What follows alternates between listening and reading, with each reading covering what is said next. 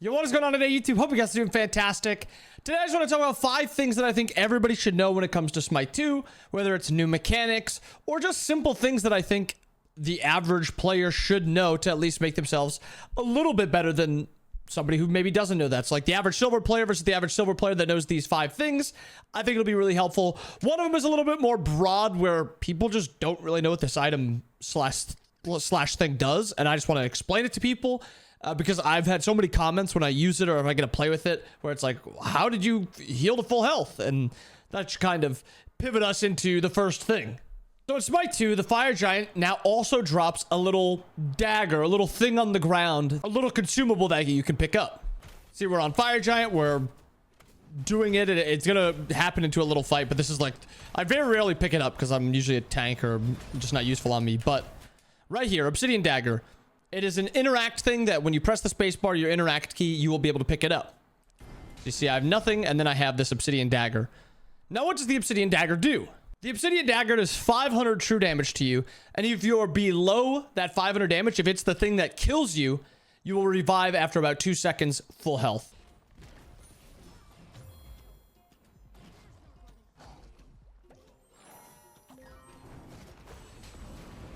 See, right there, I got below 500 health.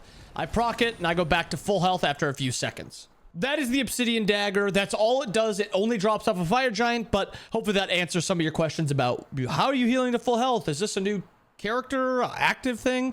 It is a consumable that you pick up after fire giant. The second thing that I want you guys to know is what is proxying. Proxying is something that literally last patch Hyros has done an effort to at least slow it down in the early portions of the game. It doesn't really matter past 5 minutes their change, but in the early game, level 1, the wave just ignores you, and then level 1 to however far into the game you are, the wave gets an extra layer of protection and strength, so it does a little bit more damage, it's also a little bit tankier. It doesn't really matter past a point where you can kind of just one-shot the wave, but proxying is clearing waves basically before they meet in between the towers that are alive. So right here, you see the tower still alive. I walk around after doing the wave and I proxy this wave.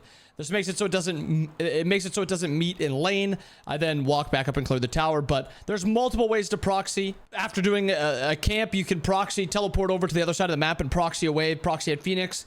Proxying is just making the wave cleared before it meets with your wave. Number 3, auto attack canceling. Auto attack canceling is basically you auto attack to cancel the animation of your ability. So this is how long an auto attack usually takes, but you can weave in your 2, your 1, even a jump right after using your 3 to actually cancel the animation. So like that's a lot quicker than just like auto. And then you can also use it with like jumps where you like auto jump. That's like a lot of damage that can come out very, very quickly. Some characters have a lot of auto attack cancels in the kit. Nemesis, Susano. Some don't have a ton. I mean, like Rama, I don't think has a single one because none of his abilities cancel. But that is something that you should know for a lot of characters. Number 4, diminishing returns and CC stacking. Basically, the best way to use your CC so it lasts the longest. And then kind of what is diminishing returns? Diminishing returns is just every CC after the first one gets slightly worse. For SMITE 2, it's 20% worse after that first CC is done. So 100% uptime, you get hit by CC, the next one's 80%, you get hit by CC, the next one's 60%, and then every CC after that is 60%. Stacking CC is just effectively stacking your CC so that the longest CC duration can happen. I'm gonna show you guys 2 different CC chains. First one will be the bad one. I mean, that looks pretty solid, right? Well, how about one that is effectively more?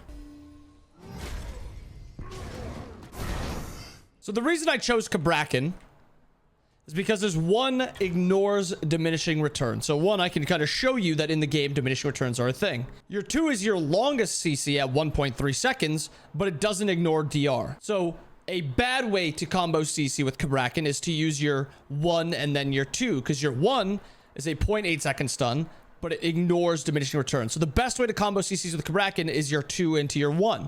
Obviously, sometimes your 2's not up, so you do, that into that. But if you can, you get your 2 stacked first, you use that, and then you use your 1. The reason I bought Xerxes is to show you that knockups don't include with the rules of diminishing returns. It's a CC that stays the same no matter what. So if I use my 2 CCs,